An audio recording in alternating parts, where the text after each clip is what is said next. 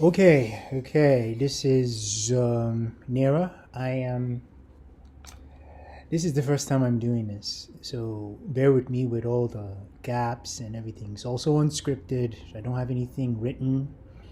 It's not that I didn't want to. It's just I wanted to. I'm learning. So this is the Philosopher's Cornerstone. This is where I will be discussing a lot of philosophical subjects. You know, um, so it's going to be definitely an interesting journey for me. First of all, let's start with something that I think most of us have in common is our love for movies. One of my favorite movies is The Matrix. I love that film because of the way it makes you think about certain things. I love it for the action. I love it for the special effects. I love it for the acting. I love it for everything. It's almost a flawless movie in my eyes, in my opinion.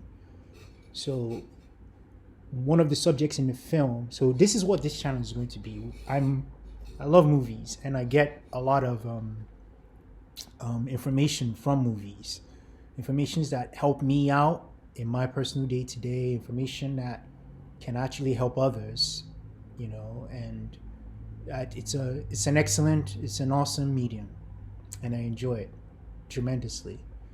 So back to the topic at hand. We're going to on this channel we're going to pick a film, and we're going to pick out some philosophical subjects within that film. You know, so probably the next bit on the chopping block will definitely be Dark Knight, another very good film. But let's focus on Matrix, particularly the red versus blue pill anecdote that was introduced in the film. So Matrix is a 1999 movie that was directed by the then known Wachowskis. So they, it broke a lot of records when it first came out. I was working at the movie theater at the time when this film came out, and I was very happy to have been working in the movie theaters at the time it came out because I watched it for free and I had multiple watchings. I was just watching this film on a daily basis. So that was incredible. Seeing Neo do his bullet time bend effect on the big screen was out of this world. So I'm grateful to have seen that on the big screen. So talking about the red pill and the blue pill. Let's start with definitions, shall we? So the blue pill is supposed to be an analogy for enjoying a mundane life, as it were, or a life that you don't fully have control over. It is a life that most of us have become comfortable with. It can be anything. It can be a job. It can be marriage life. It can be job life. It could be any life, really. It could be gym life. It could be just a state of accepting the status quo. That's what I think the blue pill represents to me, in my opinion. The red pill is a direct analogy that defines oneself as in taking charge of your life, saying that I will do this and mean it. I'm not following trends. I'm not capitulating to what someone has already done or said. I'm making my own path. So that's what I think the red pill means. Now, the reason I wanted to bring it up because there's a lot of discussion in the nowadays about it, thanks to the new Matrix movie that just got released. And for the past years, a lot of people have actually used it to term whatever it is that they were waking up from. That's the red pill. And I like that. I like the fact that people use, things in movies. Like when people say use the force, we all know what that means, right? It might mean try harder, right? They're not saying you should use some magical, non-existent energy to perform a task. They're telling you to try harder in some cases. Other cases, it might be just a joke, a passing joke. Use the force, say what you mean, whatever. It means a lot of things to a lot of people.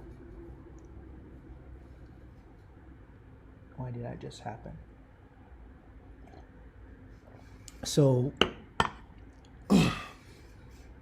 that's what I wanted to discuss about. That's what I wanted to discuss. Don't worry, all this is going to be edited. I hope I can do it, but we'll definitely see where this takes us once I upload this. I'm trying to reach out to a lot of people, like-minded, also people that are not like-minded. I want to give a voice to how I've been feeling. I don't feel like I live in a matrix, but I feel that there's something in the world that I don't quite have knowledge about or knowledge on.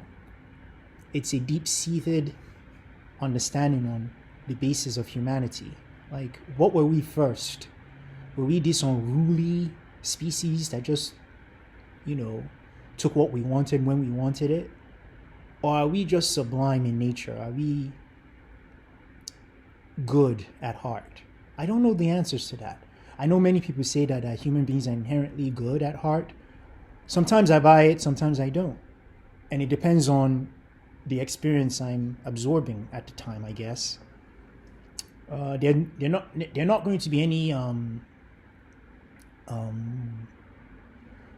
relations to books. I'm not going to say read this book to get this information. I'm not going to say this is just from my head. This is the first video, so this is just from my head for now. Once it starts getting a bit more traction, I'll probably do a little bit more professional resource because I can do that. I love to read. I've read so many books on many subjects, so when we get to that point, we'll cross that bridge when we get there. But right now, what we're going to do is just talk like me to you, like a person to another person, or a person to a lot of people, or however this goes. But that's what we want to talk about. Now, it seems like I'm rambling, so let me go ahead and just be very direct, okay? I like the concepts of the red pill versus blue pill. It's an amazing concept. It's almost binary in nature. There could be a purple pill, right? There could be a green pill. There could be a yellow pill, right? But what would those ones stand for? What is a representation of the other type of pills? There can't be, right? If you think about it, there's only you in control and you without control, right? Everything in the middle is, I don't know, blasé. I don't know what word to use for it, but everything in the middle is probably not as important as making a choice and not making a choice and letting things just happen. That's what the blue pill is, letting things just happen in a way. You really don't have anything to, you do, but you don't want to. It's a reluctance on your part to just go with the status quo because that's comfortable. That's okay. That's life. It's like, and not to make this is just a quick example. It's like saying, can racism end? Can it? Blue pills would say racism can never end. We can do what we can to mitigate it, to make it a little bit more non-existent. But because of we're human, there are a lot of humans in the world with different ideas and different mindsets. That ideology just can't be put to bed, like many ideologies, right? So, but a red pill person would say, of course there's an end to this. We just have to make the conscious decision to put an end to it. It's like going to war. We want to win, right? So we're going to make sure our soldiers are trained. We're going to give them the best weapons, and we're going to give them the best strategies so that they can perform when they go to war. Yeah, So we're not just going to say, hey, no, racism cannot end. We're going to say racism will end, and these are the steps we're going to take toward ending it. Okay? That's what a red pill person would sound like. They're taking control of a situation that everyone was made to say. Like when you hear someone say, racism is so embedded, it's never going to end, that's somebody accepting it. That's someone saying, hey, it's a crap plan. It's bad that it was introduced. It's bad that we have it in our world, in our society, but it's just going to keep happening. I'm going to keep donating or representing certain things to make sure that it's mitigated, but the way humans are, I don't know if it's going to ever end. That is such a valid expression of the blue pill. It's not all bad, you know. People, I don't want people to take away from this that being blue pilled is bad. It's not bad. Sometimes it's what you just have to accept certain things and go with it. Sometimes you just have to you know, say, I will just let this ride. This is what I've been given. I can wake up and, you know, to quote Morpheus, believe whatever I want. Or I can be red pilled, you know, take the red pill and see how far this craziness goes. See if it's possible for racism to end, right? But that's the journey. The red pill doesn't stop racism. It's a journey to end it. That's what it is. My computer keeps blinking off and on, so sorry if that's happening. I'm going to edit all this in post, so yeah, let's keep going. Yeah, so that's it. I think I'm going to have to add some certain things because I know this is an introduction video and I want to get a lot of my thoughts out first before I start making it a more structured type of video where there will be topics of discussion. But I've seen Matrix so many times that I'm welcoming more types of input from other people, what they got from it. My favorite scene in The Matrix is actually not the bullet time scene. It's not the shoot 'em ups. It's not all the back and forth dialogue that's awesome. Like, not like this, and I hope the Oracle gave you some good news, and whoa, you know, those are not all the things I like about it. My favorite scene is when Neo meets the Oracle for the first time. Like, that scratches my head a lot. She says to him, don't worry about the vase. And he says, what vase? He turns around because that's what we do, right? As humans, when someone says don't worry about something that's an object, our brain immediately wants to look for the object so that we're aware, you know? So we're looking around, but he doesn't know how close he is to it, that when he turns, he accidentally knocks it off its pedestal and it falls to the ground and crashes. And he says, I'm sorry, you know, another human reaction. I'm sorry, I didn't mean to do that. And she says, I told you not to worry about it. Then she now says, this is my part, the part I keep scratching my head about. She says, what will really bake your noodle is, would you have broken it if I hadn't said anything? That little freaking line right there is so deep. Did she make him do that by saying what she said? You know, so if she can make him do that, how red pill is he? Because he's still not in control, right? So it's a head scratcher, honestly. It's really a head scratcher because till today, I don't know what the answer to that is. Maybe some people know, maybe you can tell me what the answer is, and I'm looking forward to actually reading about it, like what you think that answer is. That's a question I've always asked, like, does she have control over him? Does she have control over everyone? Does she have some control or no control? It's very murky. Now, I'm not going to talk about the other two films or the other three films at this point because to me, none of them really dealt a lot with philosophical questions. Right? They did ask some, but they didn't deal a lot like the first one did. So we're gonna make our focus on the first one. Okay? I'm not saying which is better. That's not what this channel is. No, I don't care about what's better. I don't care as what I liked or anything. I just want to talk about the subject within the film. That's it. So going back to it, I know this has taken long. It's 14 plus minutes now. So if you're still with me, thank you very much. And it's much appreciated. And before we go, I'm not aesthetically pleasing with the backgrounds and everything. Everything is cheap. The headphones are cheap. This is tape holding it together because I'm very cheap. I'm not going to purchase a new one as long as these ones keep working. So don't worry I'm not doing any of that. So back to the whole thing. This is going to be continued because I want to really delve into the red pill versus blue pill conversation. What if you're blue pilled? How is your view on justice? Because that's another big topic with philosophy. What is justice, right? Is justice, fair? Is justice cold on feeling? Like, what is it? You know, how should it be? How should it be interpreted?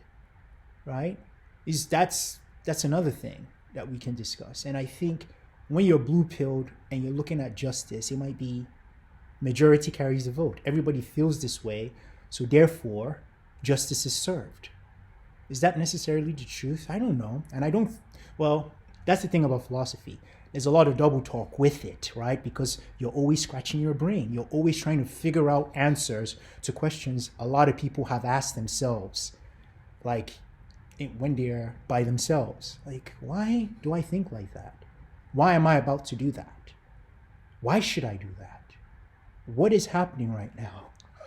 Right? So it's going to be an amazing journey, and I'm looking forward to everyone that is interested following me on it. I'm so excited because it's definitely a topic I want to talk about. I get into philosophical discussions every time with friends and family members because that's my power. I think that's my one. That's the thing. I can bring light to certain unanswerable questions. You know, what are we? You know, did some kind of evolution occur on each continent that gave rise to humanity? I mean, we're the only species in the world that can actually make history. Like when I say make history, I mean write it down, write historical facts or fiction or whatever, and go back to them. No other animal or living thing on this planet does that. They just exist by instinct and, you know, whatever. We exist with more things. There are more tools in our in psychosis. I think I used that word wrong, but correct me if you can. But you know, there's so many tools in our heads, in our minds, in our brains, in our bodies that we kind of use to kind of figure out the world. You know, we have science, we have mathematics, we have language. You know, language helps us communicate all over the world. Mathematics allows us to understand the world to the best of our abilities, to the best of our knowledge. Science allows us to interact with the world in ways we didn't even think were possible just by looking at it a little bit closely, which is me, my name, right? Nera. So on that note, we'll close this for now because the video has gone on for a bit, and we'll continue at another time. Thank you all for, watching this. I appreciate it. Always maintain eye contact and tell people what you really mean in a very nice way. Peace.